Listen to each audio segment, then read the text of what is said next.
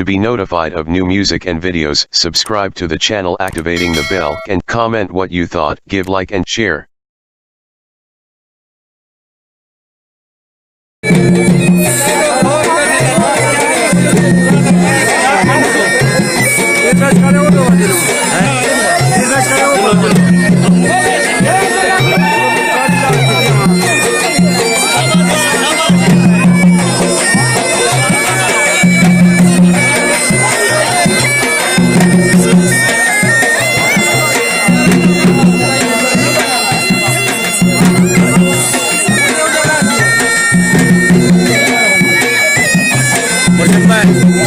मुर्शिद मैं वीडियो बनावा खड़ा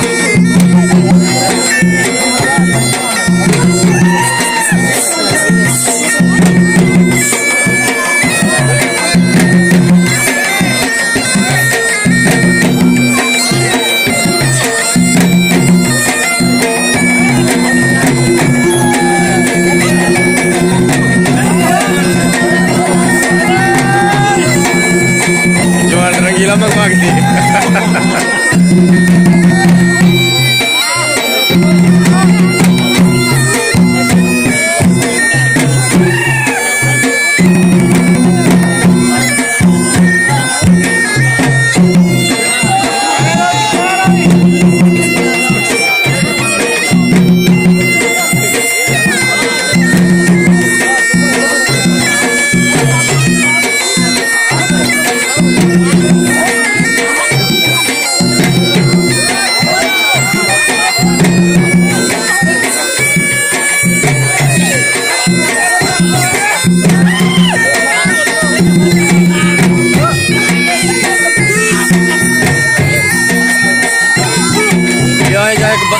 इन्हें गरीबे ने पैसे थी बने जाके गया बोला पेड़ करना कहीं को कटी आओ इज्जत थी पुंडिया दा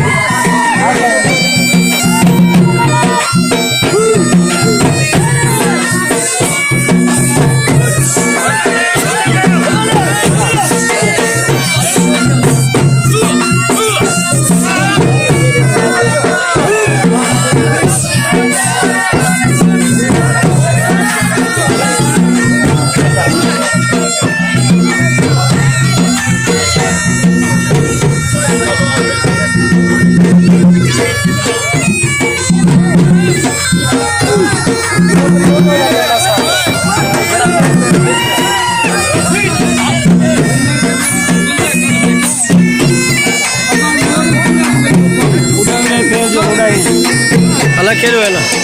कितना है ना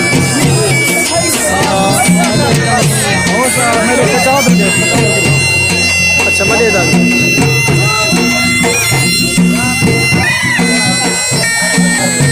कार गेम साहब